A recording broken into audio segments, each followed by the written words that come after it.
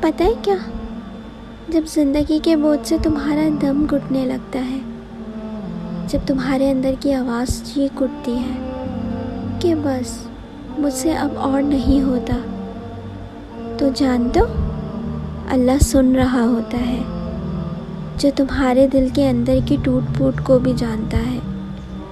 تم گرتے ہو، روتے ہو چپ چاپ تنہا کمرے میں، اور تم سمجھتے ہو کہ کوئی نہیں جانتا کہ تم پر کیا گزر رہی ہے، لیکن وہ رب جو تمہاری رگ جان سے بھی زیادہ قریب ہے، وہ فرماتا ہے میں ہوں تمہارے ساتھ، صبر کرو کیونکہ میری مدد قریب ہے۔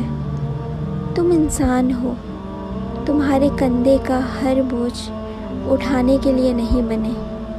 تمہیں رونا بھی ہے، رکنا بھی ہے، لیکن ہار نہیں ماننی، کیونکہ تمہارا رب کبھی ہارتا نہیں۔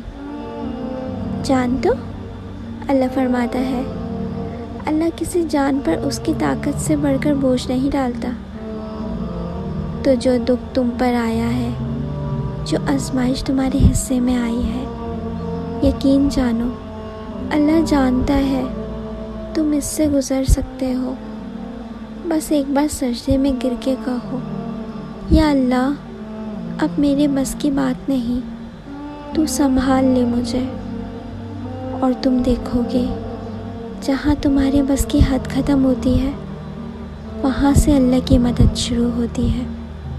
کبھی کبھی تمہاری آنکھیں خشک ہو جاتی ہیں، دل سن ہو جاتا ہے، تمہاری دعائیں نہیں صرف الفاظ بن جاتی ہیں، اور تم سوچتے ہو کہ شاید اب اللہ سن ہی نہیں رہا، لیکن نہیں، اللہ سن رہا ہوتا ہے تمہاری ٹوٹی ٹوٹی سانسیں، تمہاری خاموش آہیں، اور وہ آنسو جو کسی کے سامنے نہیں بہے، وہ بھی اس کے علم میں ہوتے ہیں۔